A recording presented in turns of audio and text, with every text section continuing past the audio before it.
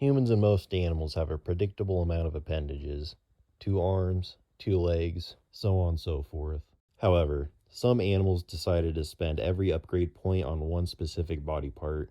Some are tiny, some large, and some can barely count at all. So, starting off with legs, the animal with the most legs is probably exactly what you're thinking of: a millipede. More specifically, I'm not even going to try to pronounce that, but it's sometimes called the true millipede since it actually has over 1,000 legs, just like the name suggests. This slippery snake has a grand total of 1,306 legs that helps with maneuvering in tight spaces, which means some poor soul had to sit down and count each and every leg probably multiple times to get an accurate count. Second place for most legs goes to another millipede species. However you pronounce this one is sometimes called the Legius millipede, which we now know is a lie. Still, they have a respectable 750 legs, which are rookie numbers compared to the true millipede's leg count. Next up is probably the creepiest body part to have multiple of, which are eyes. The animal with the most eyes are chitons, chittons, however the hell you say that. These moist sloths are ancient marine mollusks and can have between hundreds to thousands of eyes depending on its level and the exact class it chose. Compared to human eyes though, these eyes are incredibly basic. Their vision is black and white and very low resolution, only really seeing basic shapes and light changes, which is apparently enough when you have literal hundreds of eyes all over your body. That one was kind of disappointing for the eye department since you could barely see them, but this next one definitely takes the cake. The scallop can have 200 eyes lining the edge of its shell, which are all those blue dots you could see. Their eyes are used to scavenge for food and look out for predators such as starfish.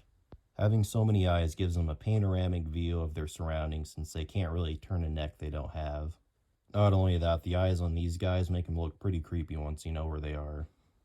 For the most amount of teeth in an animal, you're probably thinking of sharks, bears, or something else, but no. Snails and slugs for some reason have the most amount of teeth. Up to 25,000 microscopic teeth can be in their mouth and throat at once. Their teeth are constantly replaced and are used for scraping food off all surfaces as well as giving some toothy sloppy top. Now the most actual teeth found in an animal is the whale shark, sporting 3,000 tiny teeth measuring only a few millimeters long, or basically the size of a grain of rice.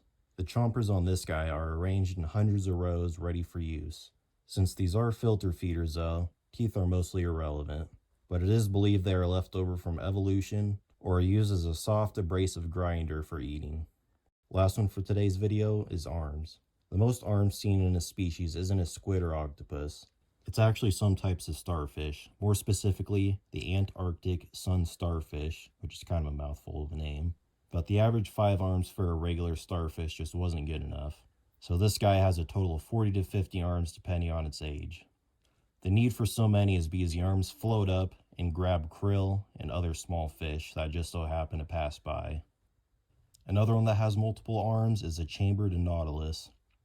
This Minecraft mob has around 90 or so tentacles, which don't have suction cups for grabbing stuff like an octopus, but they do secrete a moist, sticky substance to increase grip, just like your mom. Since nautiluses have pretty bad eyesight, their tentacles are used for sensing the environment with a special scent-smelling tentacle. The rest of the tentacles are used for mating and hunting. Now, for you marine biologists out there, their arms technically aren't arms in the traditional sense, but close enough to make the cut, and I thought they were pretty interesting. Anyway, if I missed any appendages or body parts, put them down below in the comments. Anyways, hopefully you enjoyed, and I'll see you next time.